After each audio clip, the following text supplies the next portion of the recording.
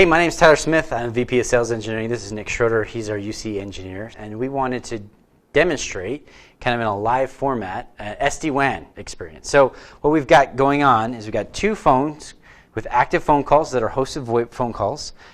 We've got 3 internet connections that are being kind of bonded together and managed by an SD-WAN platform. So there's a 100 meg fiber connection, there's a coax connection, there's a 4G backup connection.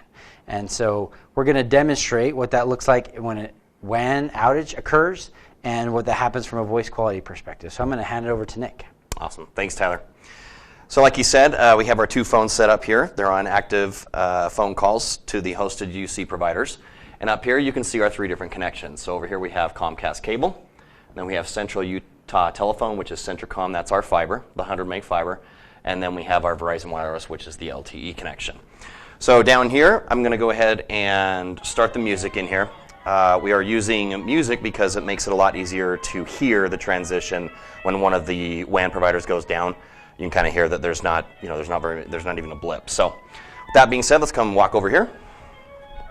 All right, so up there, you can see that Central Telecom is the connection it's using right now, which is what we would expect because it's the 100 meg fiber. So it's the SD-WAN box is saying, yeah, I think this is the best connection for these phone calls right now.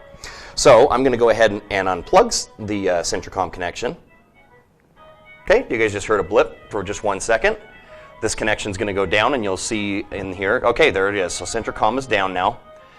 And you can see that the SD-WAN box is going to start to send those voice calls over one of the different connections.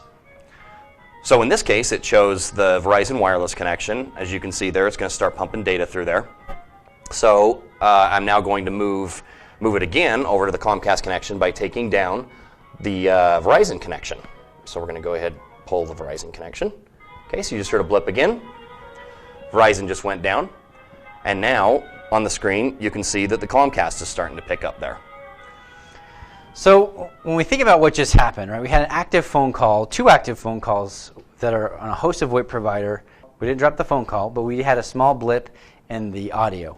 And so comparing that to a traditional format where maybe I have a load balancing firewall or I have redundancy built into my network, what we would have experienced is these phones would have gone down.